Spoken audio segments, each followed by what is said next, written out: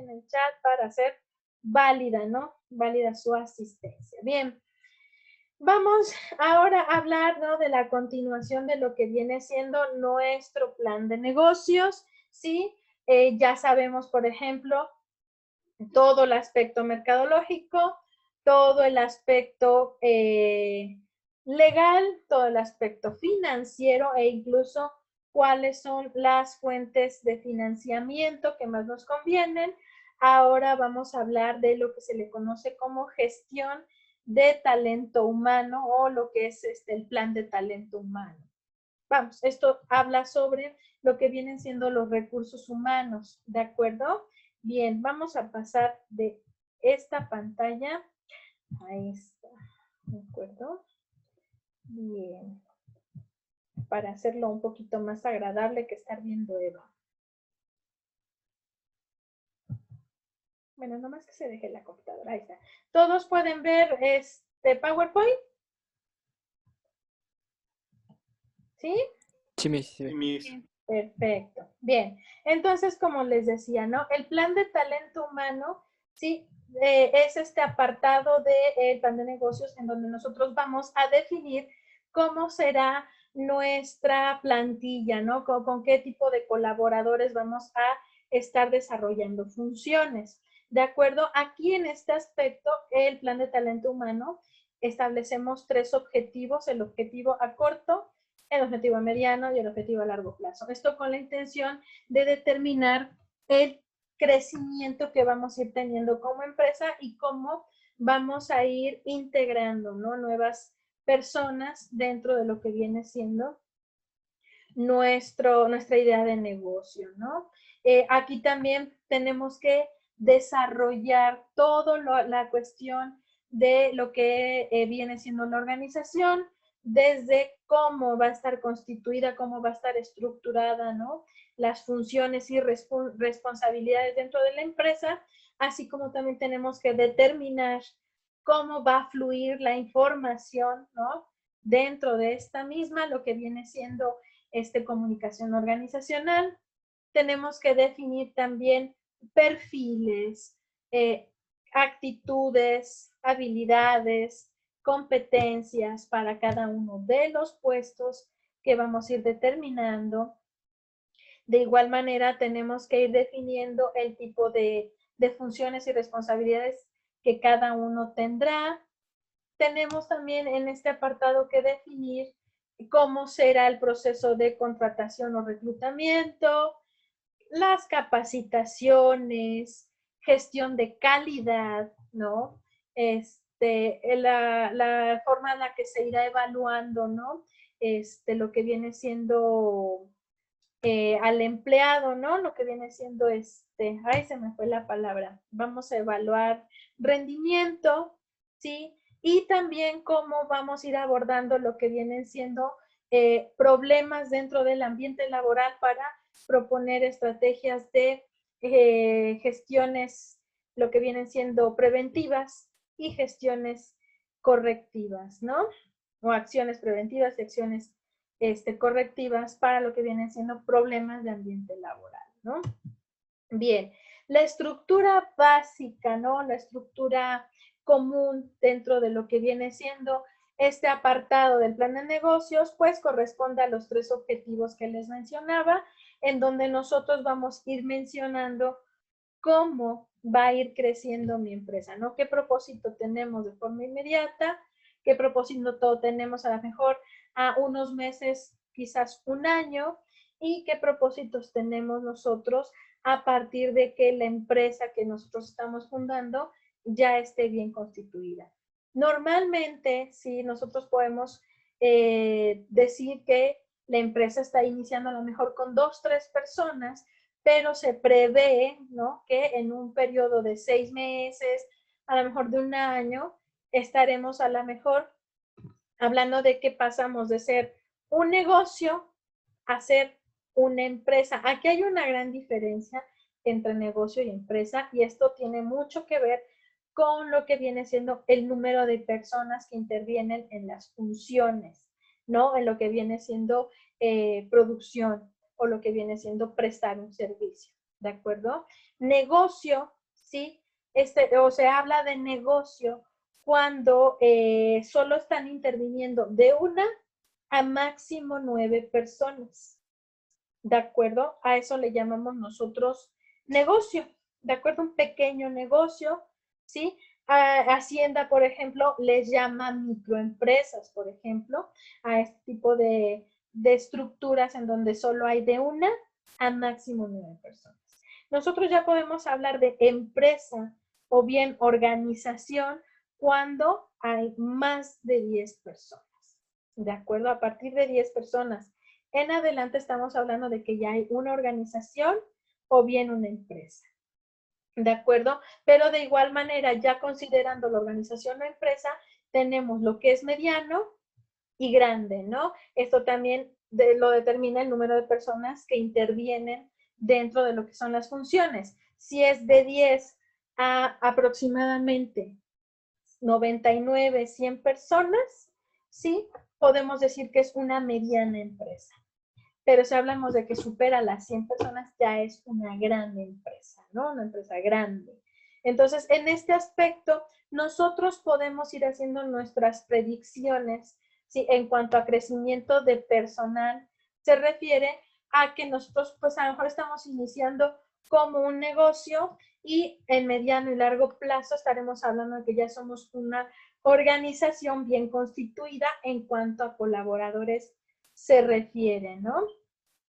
De igual manera, dentro de nuestros objetivos de recursos humanos, podemos llegar a contemplar la idea de que en determinado momento vamos a expandirnos para ser una empresa, vamos, un poco más grande, o bien a generar sucursales o considerar pasar al modelo de franquicia, ¿no? Entonces, por ende, también nosotros podemos ir considerando ese crecimiento de personal, pero en este aspecto de esta manera, ¿no?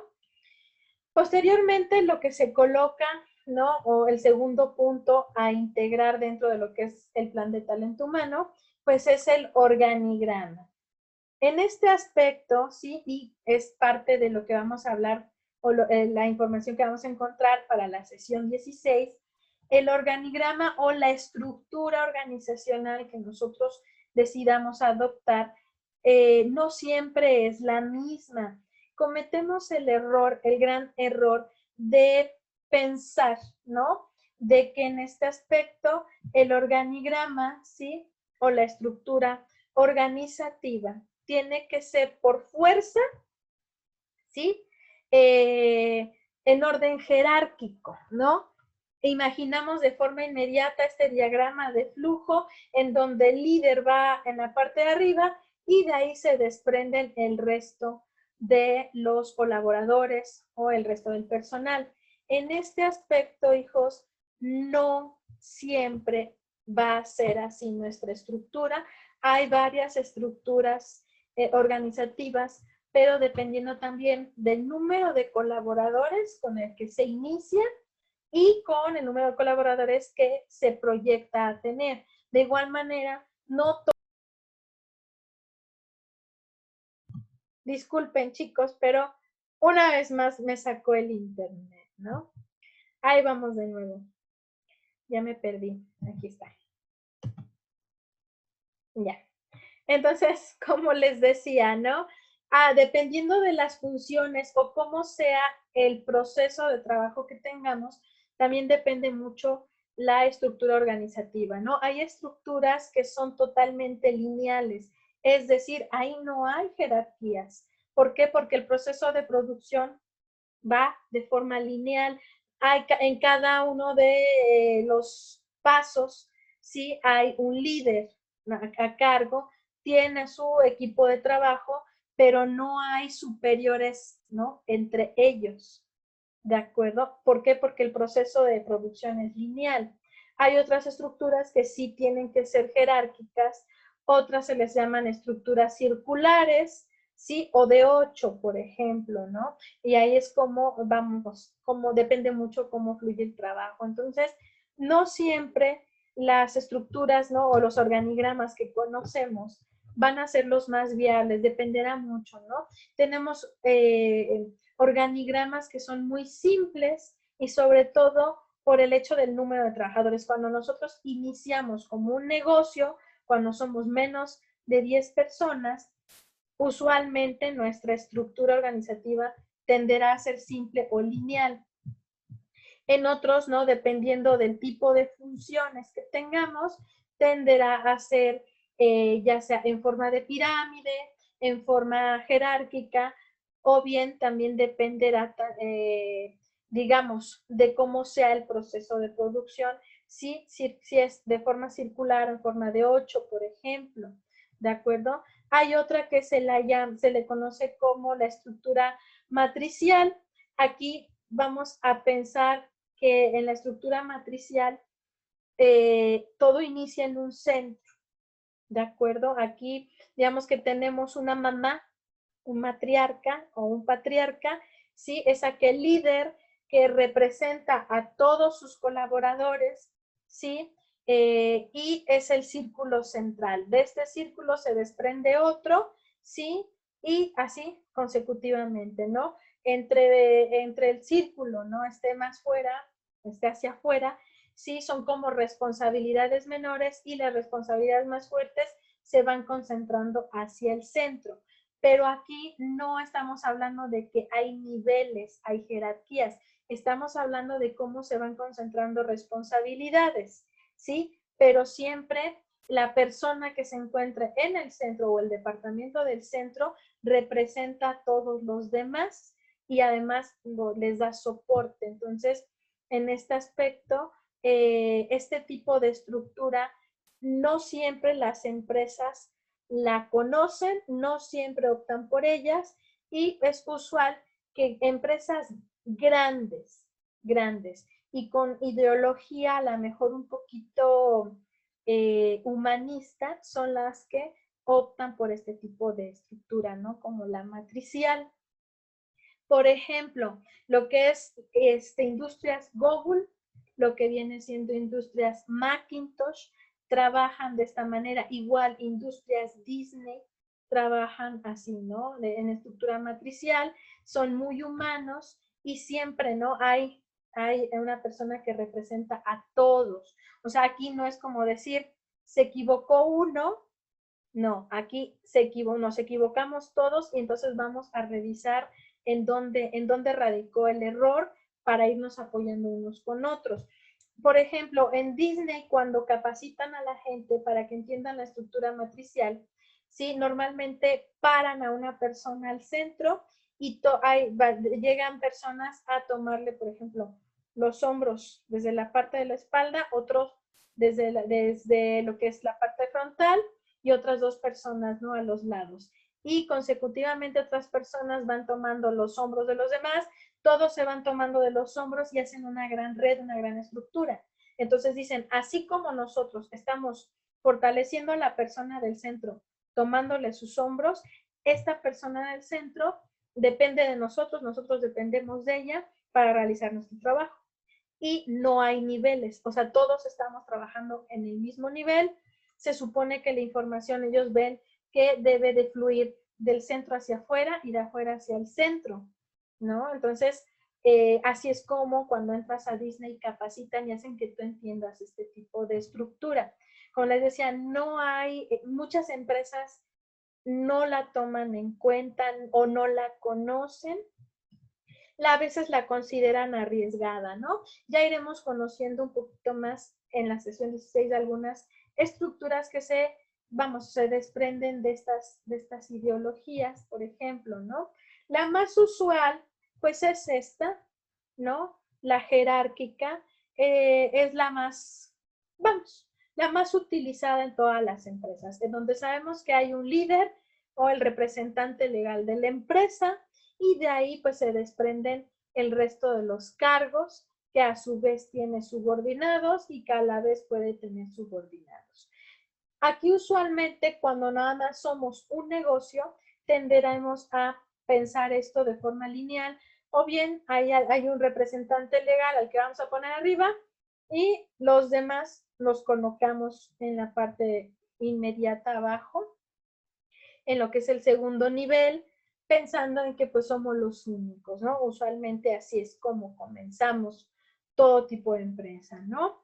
Aquí, en lo que viene siendo nuestra estructura, pues vamos colocando el nombre de los puestos o bien el nombre de los departamentos o, digamos, la función y el nombre de la persona que está representando, está llevando esa función, ¿no? Yo, la verdad, les puedo decir que esta estructura, si bien le ha funcionado a muchísimas empresas, ya no aporta nada innovador y seguimos viendo este tipo de estructuras bajo su misión, al menos desde mi perspectiva, es una estructura que todavía impone, que todavía te está diciendo que tienes empleados y no colaboradores, ¿sí? Por eso se le considera una estructura de sumisión, porque seguimos viendo al líder, ¿sí? Como la persona, vamos, como si tuviera un látigo, ¿no? Una vez haciendo una encuesta, decían, vamos, eran obreros, no eran los obreros los que decían, es que sabe que yo al jefe, al mero jefe, ni me atrevo a verlo a los ojos. ¿Por qué no te atreves a verlo a los ojos? Porque impone, además, pues es el de la lana, ¿no? Vaya yo a decir algo que no, lo vaya yo a ver feo y me corre. Fíjense, vivimos todavía con una ideología como de esclavitud, ¿no? ¿Y como de... ¿No la ven como ofensa? ¿Perdón? ¿Esa estructura no la ven como una ofensa? Porque dice que ya no son empleados, son colaboradores. Hay muchos empleados que ellos, por el hecho a lo mejor de estar en los niveles más abajo, sí les deprime. Obviamente hay gente que al verse ellos en un organigrama, hay gente que no se le incluye en el organigrama. Por ejemplo, usualmente al personal de mantenimiento y limpieza, raras empresas lo incluyen en el organigrama.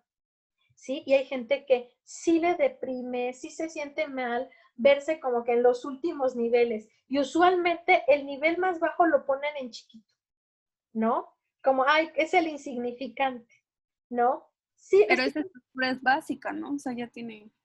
Exactamente. Es la más básica Este tipo de estructura, pues es como una plantilla que pues tú tomas y organizas, ¿sí? Y sinceramente, desde mi punto de vista, ya es una estructura que no debería de usarse, sobre todo porque hay empresas, por ejemplo, en la industria, ¿sí? En donde se fabrican productos en serie, ¿sí? Ahí toda la producción, todo el trabajo es lineal, ¿sí? Y hay ocasiones en donde rota, ¿sí? Lo que tú produjiste tarde o temprano regresa para que tú le des últimos detalles. Entonces, tienes un líder que te representa y tus compañeros, pero tú sabes que producción la pasas al siguiente, pero no son niveles, sino es una misma línea de producción y no podemos pensarla así. Y sin embargo, las estructuran así. O sea, que a todos los ven como encargados o algo así. Sí, a toda la línea de producción la ven en un nivel, pero en el nivel ponen al líder y abajo a todos los colaboradores. Y hay en este tipo de empresas, el líder no es superior a los demás, es alguien que pertenecía a la misma línea y se le dio la responsabilidad de ir liderando, no de ir macheteando a los demás. Sí, hay unas plantillas, ¿no? Que están como en columnas, no sé qué. Como en columnas. Ajá, que está, por ejemplo, el encargado, pero en realidad, o sea, es como el patrón, pero es encargado y están todos los colaboradores. Todos los de la línea de producción, efectivamente, ¿no?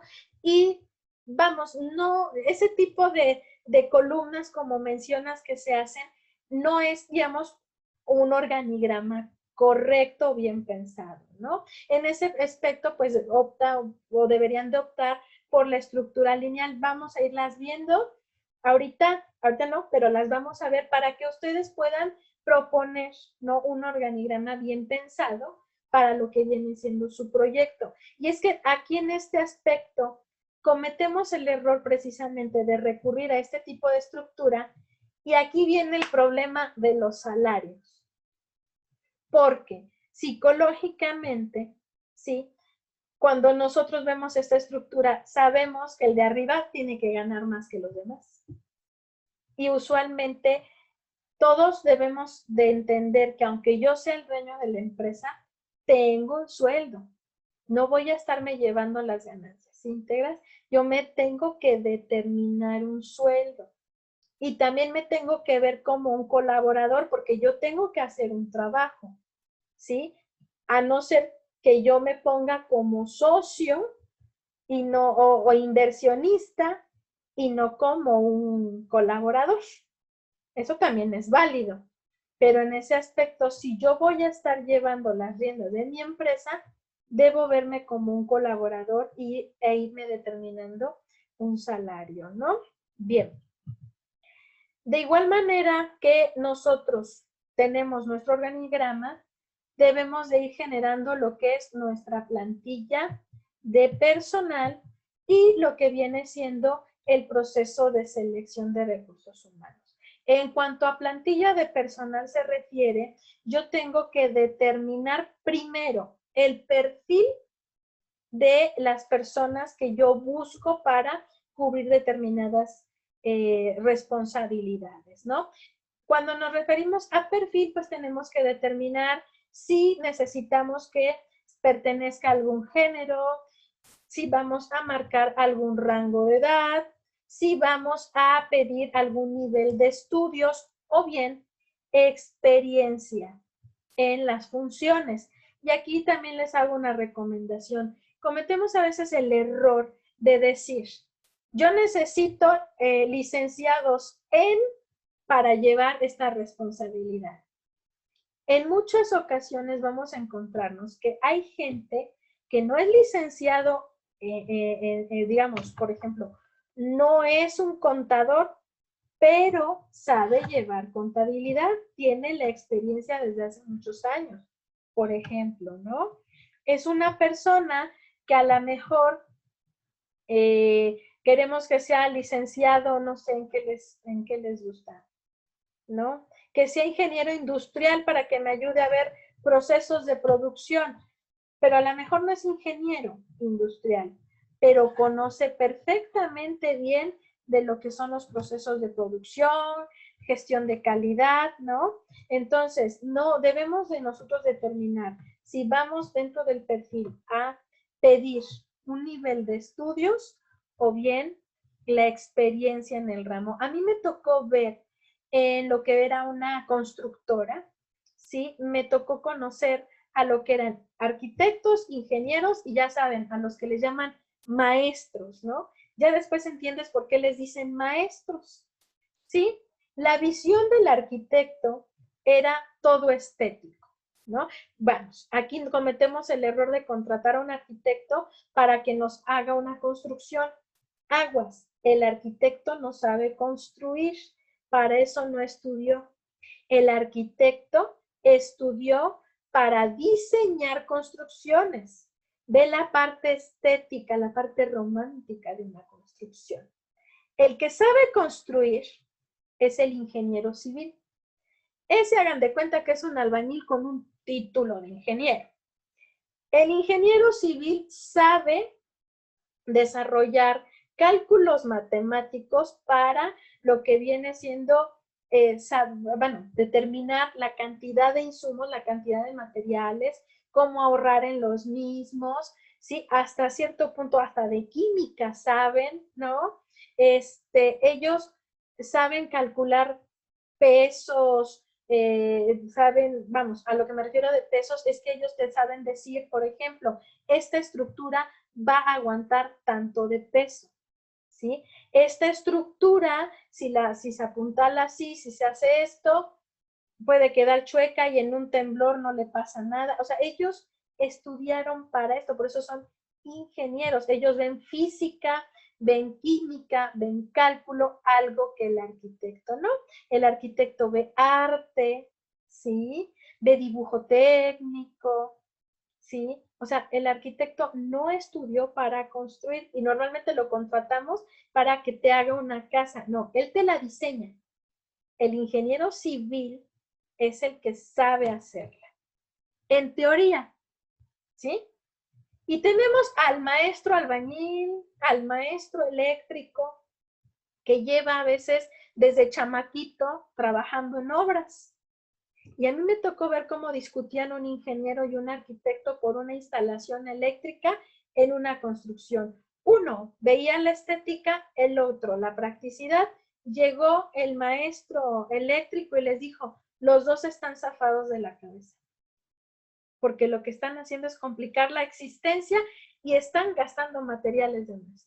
El maestro eléctrico en menos de 15 minutos, pum, jaló cables, pum, y cuando se dieron cuenta, ya estaba la luz.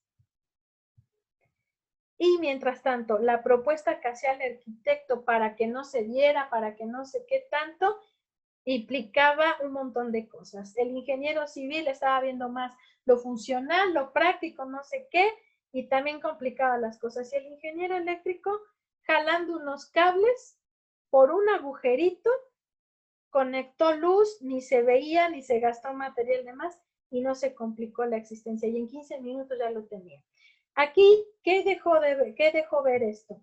Que el nivel de estudios que tenía uno y que tenía el otro no comprobaba la experiencia que tenía el maestro desde los 12 años haciendo instalaciones eléctricas. ¿Sí? Entonces, aquí nosotros siempre debemos de estar conscientes que cuando estemos haciendo un perfil para recursos humanos, para la gente que buscamos, ¿qué busco? ¿El nivel de estudios o la capacidad que tiene para hacer el trabajo? Su experiencia, ¿no? Porque también eso, cuando mencioné ahorita capacidad de trabajo, hay gente que tiene la experiencia, tiene los estudios, pero la actitud, la capacidad de llevar el trabajo, a veces no la tienen, ¿sí? A mí me ha tocado también conocer gente que tiene la experiencia porque ya lleva tiempo en el rubro, pero en el momento de que necesita trabajar bajo presión, o sea, es decir, que está en un nivel diferente, ya no puede. Ya no puede porque el trabajo es mucho, ¿no? Yo he conocido gente que se desempeña en la administración, es muy buena organizando recursos, muy buena en lo que hace. Sin embargo, trabajaban para empresas pequeñas y cuando ingresan a empresas más grandes, no aguantan la presión de trabajo y llevan años haciendo lo mismo, pero la presión de trabajo, el ritmo no es el mismo y ahí su capacidad laboral se ve comprometida, ¿no? Entonces aquí tenemos que en el momento de ir perfilando, determinar, como les decía, si buscamos un género en particular o género indistinto, si nosotros vamos a determinar un nivel de estudios o bien experiencia, qué tipo de capacidad laboral buscamos en cuanto a actitudes, habilidades y competencias, ¿no? Y así vamos sacando lo que viene siendo nuestro perfil. De igual manera, dentro de lo que buscamos en las personas, debemos también determinar si vamos a aceptar personas con capacidades diferentes, es decir, si me llega un enano, ¿sí? O personas pequeñas. Si me llega a lo mejor alguien que pertenece a otro género, ¿sí? Si alguien tiene a lo mejor alguna discapacidad visual, discapacidad auditiva, si le falta algún miembro, si está en silla de ruedas. ¿Por qué les comento esto? Porque en algunas empresas, por el hecho de que a lo mejor haya servicio al cliente, este tipo de personas no las quieren contratar, ¿sí?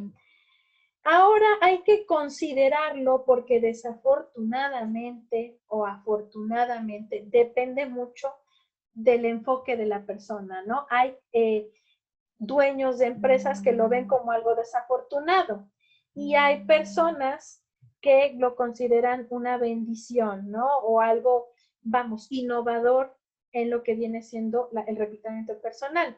Derechos Humanos ahora le exige a las empresas que para no meterse en problemas de discriminación, debe aceptar a todo tipo de personas si esta persona cumple con los requisitos del perfil. ¿De acuerdo? Entonces, aquí también podemos ir determinando si la persona a lo mejor va a tener trato con las personas, no va a hacer servicio al cliente, pues que tenga capacidad auditiva y visual por fuerza, si no, no va a poder hablar o no va a poder tener determinado trato con las personas. En fin, tendríamos que ir definiendo nosotros en este aspecto si va a existir una persona con capacidades diferentes, para qué puestos sí aplica y para cuáles no. Ustedes se van a dar cuenta, por ejemplo, si no han ido a Walmart últimamente, en Walmart ya hay personas con capacidades diferentes trabajando en lo que viene siendo la tienda y no todos tienen las mismas funciones. Por ejemplo, hay una cajera en Walmart que está en silla de ruedas y tiene adaptada la silla para que ella pueda estar cobrando en caja a determinada altura. Igual hay personas pequeñas que están en lo que viene siendo electrónicos, algunos están en frutas y verduras, están apoyando en la ropa, ¿no? Porque pues también necesitan trabajar, evidentemente, tienen las capacidades, cumplen con los requisitos, no tendrían por qué estar siendo discriminadas, pero obviamente debemos de pensar que sus capacidades podrán algunos con algunas funciones y algunos otros a lo mejor no. Y no dudo que a lo mejor en sus oficinas tengan otro tipo de personas desarrollándose porque no tienen a lo mejor contacto con lo que viene siendo el cliente, ¿no?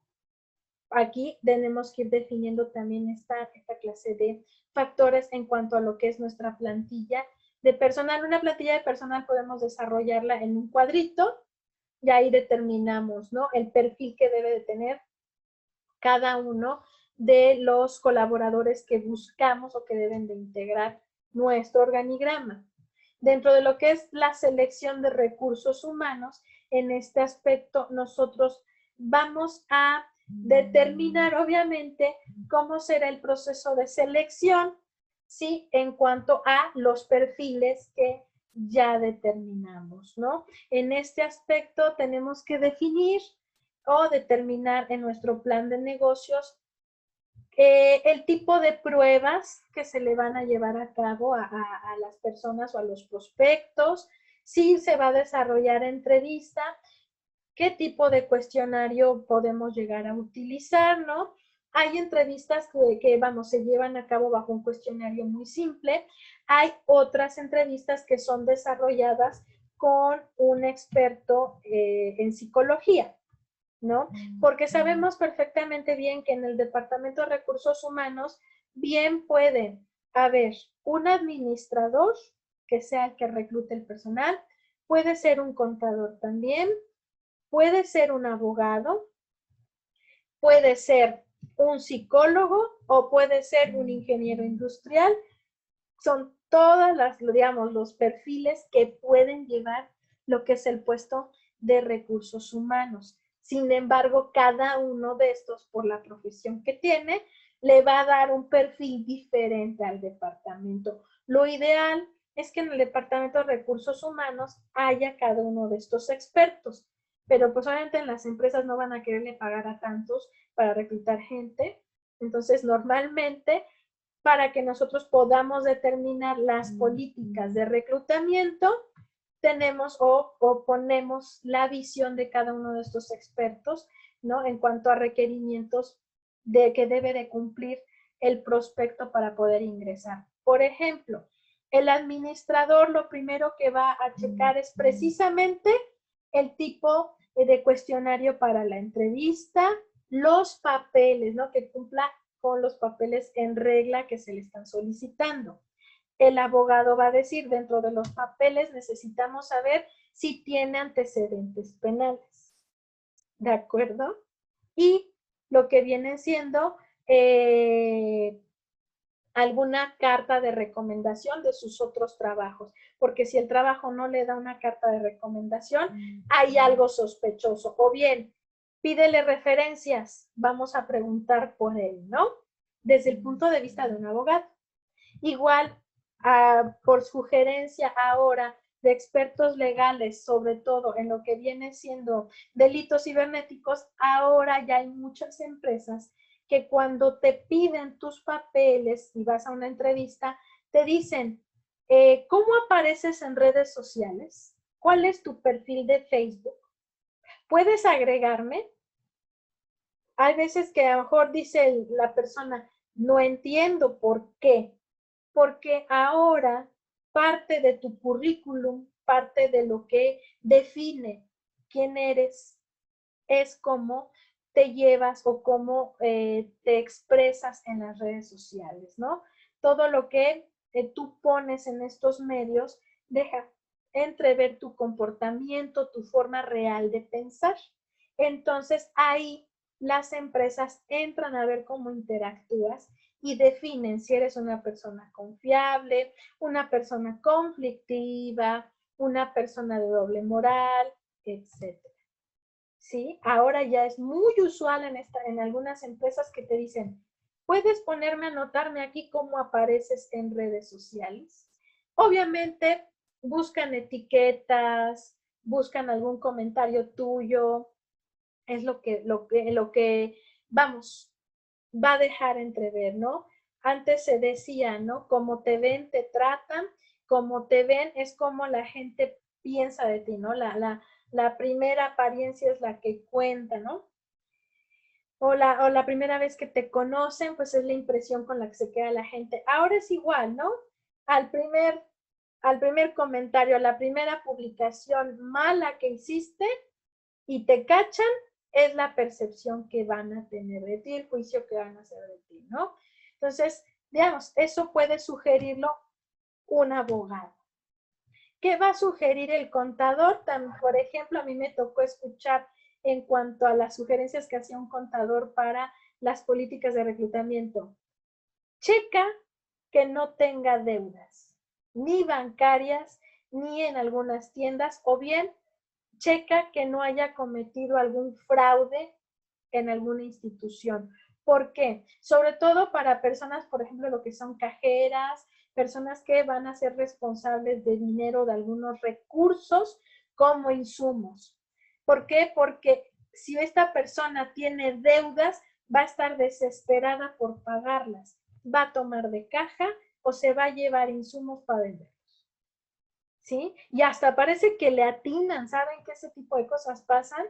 Y luego, ¿sabes que no lo contrates? Tiene deudas. No, pobrecito, vamos a darle la oportunidad. Y de veras, pareciera que le atinan. Cachan a la persona llevándose la mercancía, ¿no? El guardia de seguridad. Entonces, ahí es la visión, por ejemplo, de un contador, lo primero que preguntaría o lo que determina, ¿no? El ingeniero industrial normalmente se va a enfocar en la experiencia comprobable, ¿no? Normalmente va a decir, yo necesito saber si esta persona tiene la capacidad para resolver un problema de forma inmediata, ponlo en la computadora a ver si puede, ¿no? Ponlo en la computadora a ver si sabe o domina el programa, sabe hacer las cosas. ¿Sí? Normalmente es la visión de lo que viene siendo un ingeniero industrial, por ejemplo, ¿no? Entonces nosotros vamos a ir determinando para el proceso de selección de personal o de reclutamiento todas y cada una de las políticas que deberá de llevarse a cabo dentro de lo que es el reclutamiento, ¿no? Definimos el tipo de pruebas psicológicas, esto es la visión del psicólogo, ¿no? Yo necesito conocer su estado emocional, necesito saber cómo piensa, saber si miente, ¿no? El psicólogo normalmente va a ver el lenguaje no verbal, va a determinar tu personalidad y tus buenas y malas intenciones a través de algunas pruebas psicológicas, ¿no? Aquí mucha gente a lo mejor no tiene antecedentes penales, pero cuando aplicas las pruebas dices, ay, nanita, esta persona es un psicópata en potencia, ¿no? Y a veces también lo contratas y al poco tiempo dices, ay, caramba, no lo hubiera yo contratado, ¿no? Está muy loco, ¿no? Aquí pues también tenemos que ir definiendo qué tanto peso le vamos a dar a las pruebas psicológicas, ¿no? Entra dentro de las mismas políticas, aplicar algunas pruebas o definitivamente verlo como algo obsoleto, ¿de acuerdo? Y algunas empresas, no todas, hacen estudios socioeconómicos, sí, con el propósito también de determinar si la gente tiene o qué tanta es la urgencia que tiene del trabajo. Alguna vez una persona me preguntó, oye, ¿para qué se hace el estudio socioeconómico cuando vas a pedir trabajo? Le dije, tiene dos propósitos. Uno de ellos es, hay empresas que consideran que dependiendo también de tu estado socioeconómico, es, digamos, el tipo de confiabilidad que te van a tener. ¿Sí? Si tú vives muy fregado, muy jodido, te ven como una persona que tarde o temprano les vas a generar un conflicto. ¿Por qué? Como lo que les decía, ¿no? Vaya a robarnos, vaya a hacernos fraude. ¿Por qué? Porque mira sus necesidades, son muy exageradas. En otros casos lo hacen también para determinar, esta persona no tiene necesidad de trabajar. Entonces, si no tiene necesidad de trabajar, nos va a dejar el trabajo botado. ¿Por qué? Porque no tiene necesidad, no le va a preocupar. El sueldo no lo presiona. Y si no tiene necesidad, nos va a dejar el trabajo botado, ¿no? Hay empresas como, yo me imagino que ustedes conocen bien, el restaurante La Fonda de Santa Clara. La Fonda de Santa Clara hace estudio socioeconómico para determinar, ahora sí que qué tan necesitado estás, pero sobre todo, por ejemplo, para las meseras, ¿sí? Dentro del perfil que ellos solicitan es que las meseras sean mujeres con hijos, especialmente mamás solteras. Cuando yo pregunté por qué perfilaban así el puesto de las meseras, me dijeron, mira, lo que pasa es lo siguiente. Una mujer, a la mejor casada, que no necesita trabajar, nos deja el trabajo botado. Nos va a dejar el trabajo botado. ¿Por qué? Porque tiene de soporte al marido. ¿Sí? Una mujer soltera, lo mismo, no tiene responsabilidades, tarde o temprano se va a aburrir y un día ya no regresa. O a veces salen embarazadas y luego tampoco regresan porque ya se casaron. Pero alguien que ya tiene responsabilidades, que tiene un peso encima de mantener, la piensa dos veces antes de dejarte el trabajo. Además de que tienden a ser más tolerantes a algunas circunstancias porque necesitan el trabajo. Desde mi punto de vista, la verdad, cuando a mí me lo dijeron, sentí muy feo. De verdad, y yo siendo mamá, pues sentí feo. Dije, qué gacho. Pero si lo vemos de la forma fría y realista, esto es muy cierto. ¿Sí? Si yo contrato a una mujer soltera, va a llegar un momento en que va a decir, bueno, yo últimamente no mantengo a nadie. Pero alguien que tiene una responsabilidad, que tiene que mantener una casa, ¿sí? Los niños salen caros, puta, que se te enferme el chamaco y ya no sabes para cuándo se estar soltando lana. Entonces, en este tipo de circunstancias dices, no puedo dejar el trabajo, lo necesito. Y es algo muy cierto. Entonces, en ese aspecto, por eso realizan investigación socioeconómica para determinar, suena muy feo, pero cómo están tus necesidades, qué tan necesitado estás, porque si es una persona que está muy mal económicamente, puede buscarnos un conflicto. Y alguien que está muy acomodado, tú sabes que a lo mejor te va a dejar botado el trabajo y pues eso también de estar contratando a cada rato pues no conviene. En algunas otras empresas el pedir examen médico también depende mucho en este aspecto del tipo de empresa. Aquí sobre todo piden examen médico, empresas que tienen que ver con alimentos, empresas que tienen que ver con determinado tipo de industria. Sobre todo pensemos, por ejemplo, alguien que entra a trabajar a una distribuidora de Volkswagen y lo van a poner a pintar carrocería. Tú necesitas que llegue 100% sano. ¿Por qué? Porque va a estar respirando la pintura. Por mucho que usen la mascarilla, y créanme que entrar a la línea de producción de esto es horrible. Para esto el ambiente es caliente, muy caliente, porque al mismo tiempo de que pintan, meten las piezas a una especie de horno, ¿no? Para que se vayan secando, como cuando nosotros nos ponemos uñas y las metemos en la lamparita de luz ultravioleta, hagan de cuenta que es parecido. pero el ambiente es sumamente caliente, horrible, o sea, de que entras y estás en el sauna.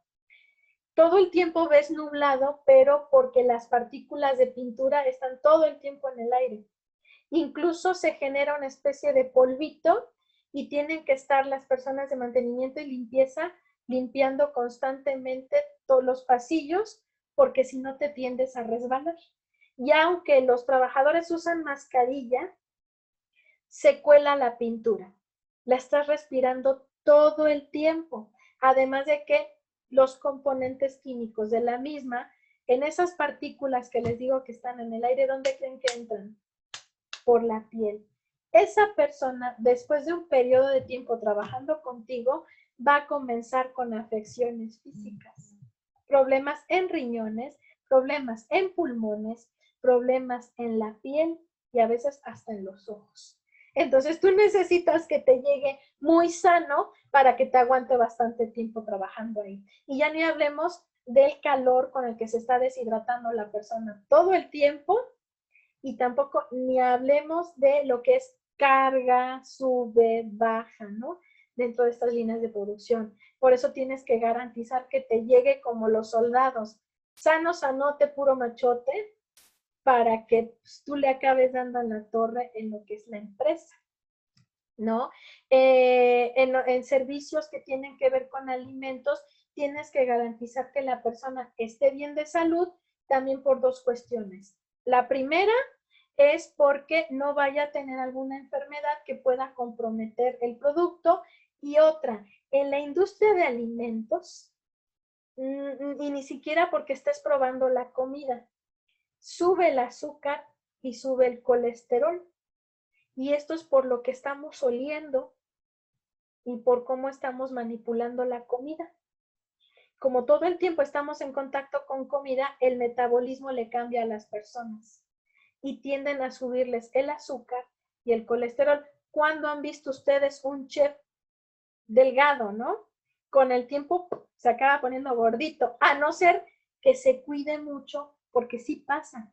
Dicen que el hecho de convivir con comida todo el tiempo modifica el metabolismo y sube azúcar y colesterol. Entonces, en este aspecto, también por eso se les pide que lleguen sanos, sanotes, puros mechotes, porque sabes que con el trabajo todo va a cambiar. Y en algunas otras empresas piden el examen médico, la verdad, por un propósito más feo. Y se lo piden sobre todo a las mujeres. Y es que no lleguen embarazadas a la empresa, ¿no? Esto es una estrategia quizás también muy discriminativa en algunos casos. Hay mujeres que buscan empleo cuando están embarazadas porque si no, ¿cómo van a mantener a su criatura? Y también con el propósito de recibir seguridad social para que puedan tener dónde traer a la criatura al mundo. Y esto pareciera que es un delito, ¿no? Hay quienes llegan a mentir para poder entrar a la empresa porque realmente necesitan el trabajo, pero esto no debería de ser así, digamos, es hasta contra la ley discriminar a una mujer embarazada solicitando trabajo. Pero muchas empresas le huyen a esto, por eso piden el examen médico, para decirte, ay, no pasó las pruebas, porque detectaste que llegó embarazada, ¿no? Es una treta y muchas empresas por eso lo piden. Aquí nosotros necesitamos determinar si lo requiere, ¿no? El reclutamiento o definitivamente no, o si lo vamos a pedir para evitar alguna de estas cuestiones como les mencionaba. No queremos mujeres embarazadas, ¿no? Bien, también dentro de lo que es nuestro plan, determinamos lo que viene siendo el seguimiento o cómo vamos a irle dando seguimiento a nuestros colaboradores en cuanto a lo que capacitación se refiere, lo que es evaluación de productividad, lo que viene siendo evaluación de calidad, porque al momento de que nosotros vamos evaluando estos dos factores, al detectar que a lo mejor hay un problema, tenemos que optar por las acciones preventivas y viene aquí lo que va a ser la capacitación para el desarrollo de cualquiera de estas, lo que es la productividad o lo que es la gestión de calidad. De igual manera, dentro de la misma capacitación, también dependiendo del desarrollo de actividades en la empresa, tendremos que capacitar en lo que vienen siendo a lo mejor algunas acciones de higiene y salud, o bien de seguridad para evitar o prevenir accidentes. Por ejemplo, si es un restaurante, pues tenemos que determinar todo lo que viene siendo capacitación en cuanto a manipulación de alimentos, manipulación de artículos punzocortantes, ¿no? Porque a lo mejor te llega alguien de cocina, ¿no? O si es un chef, sabe utilizar cuchillos, pero si llegó de pinche, es decir, de ayudante de cocina, pues a lo mejor el conocimiento en la manipulación de artículos punzocortantes no la tiene, ¿no? Entonces le proporcionas la capacitación para que lo pueda desarrollar. Igual si es una persona que llegó con poco conocimiento en el uso de alguna maquinaria, tenemos que brindarle la capacitación para que pueda utilizarla y evitar a lo mejor algún accidente en el mismo, ¿no? La dimensión psicológica, muchas empresas no toman en cuenta este aspecto, ¿no? A muchas empresas les vale gorro si tú tienes broncas en tu casa, broncas con tu pareja, tienes preocupaciones por tu familia e incluso preocupaciones económicas, digamos, ya eres empleado. Y el factor psicológico, el factor motivación, pasa desapercibido, es un tercer término, pero aquí debemos de pensar que en toda empresa, todo negocio, ¿quién es tu cliente número uno? Tu colaborador.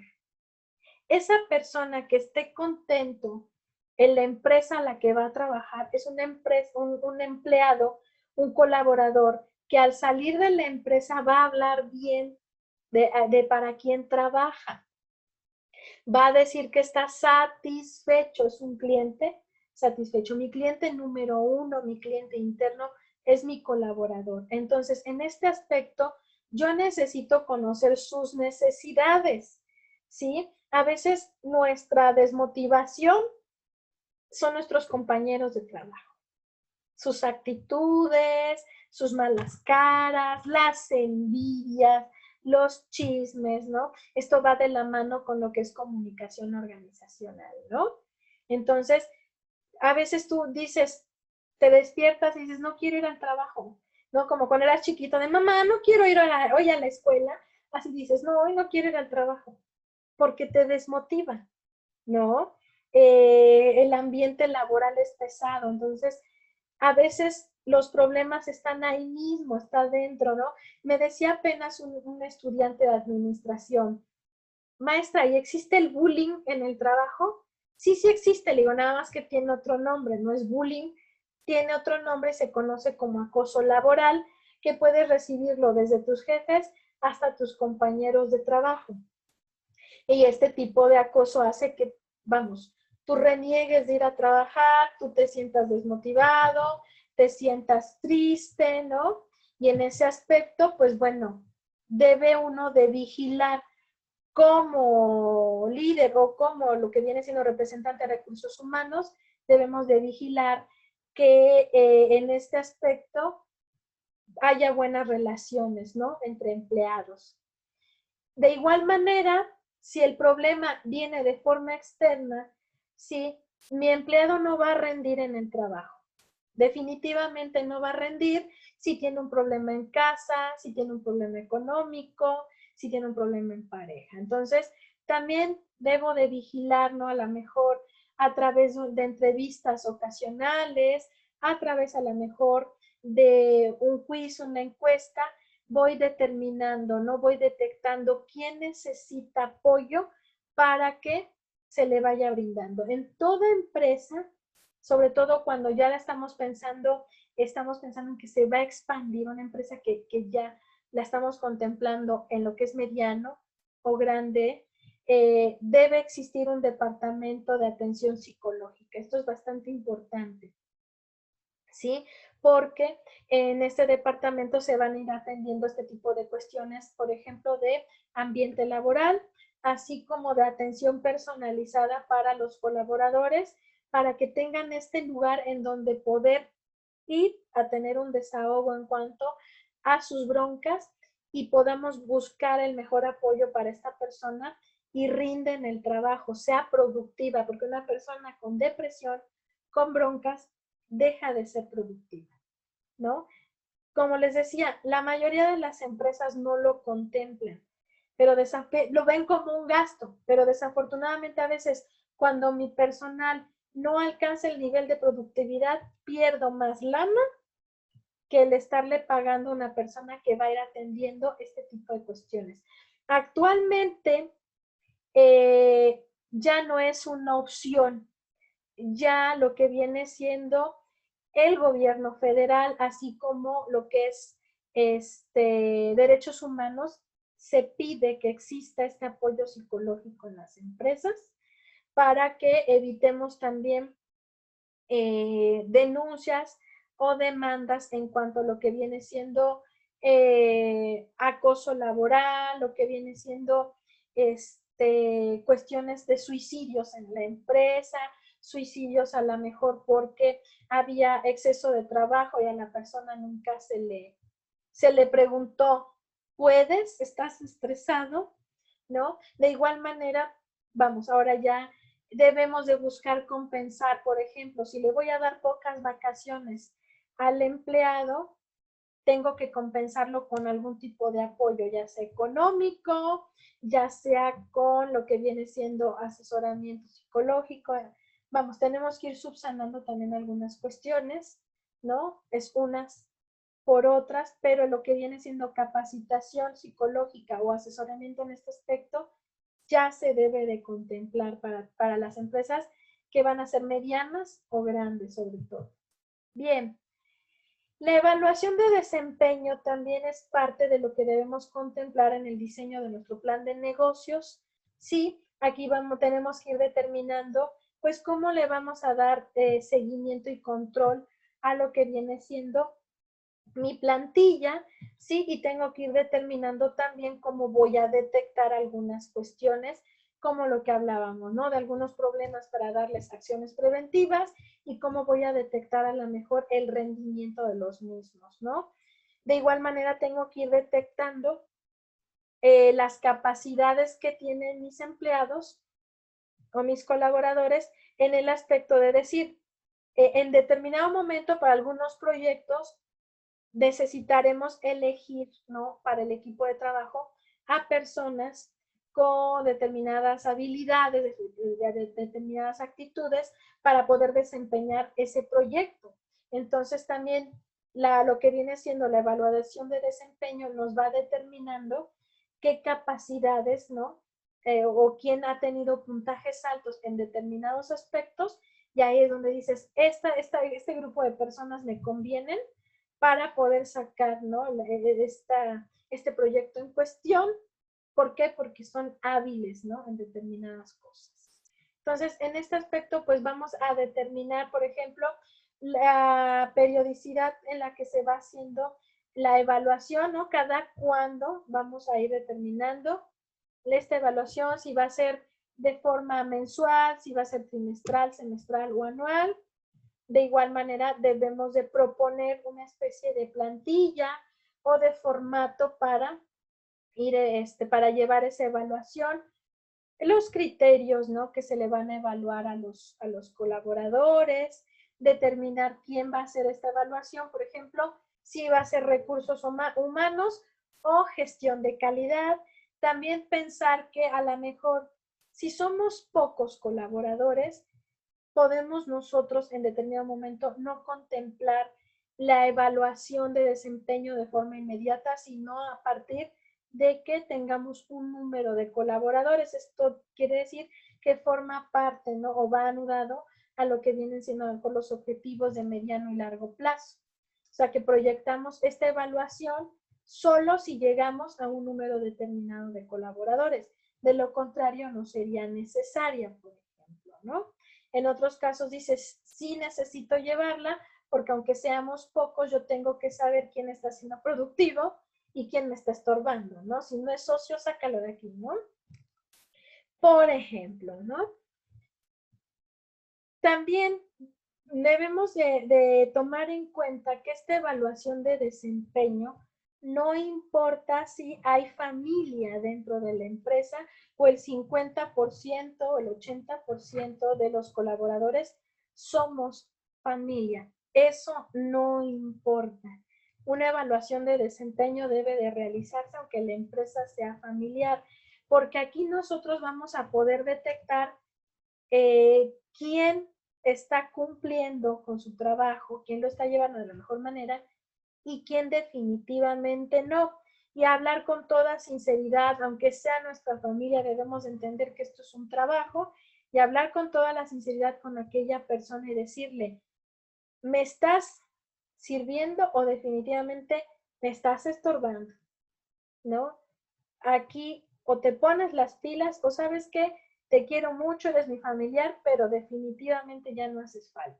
Suena muy feo, pero en ocasiones este tipo de cuestiones deben ser necesarias. Cometemos el error de que si la empresa es familiar, le damos o somos permisivos en que la persona haga lo que quiera, ¿no? ¿Cuántas veces en una empresa, cuando es familiar, nunca falta quien nomás está ahí de adorno, ¿no?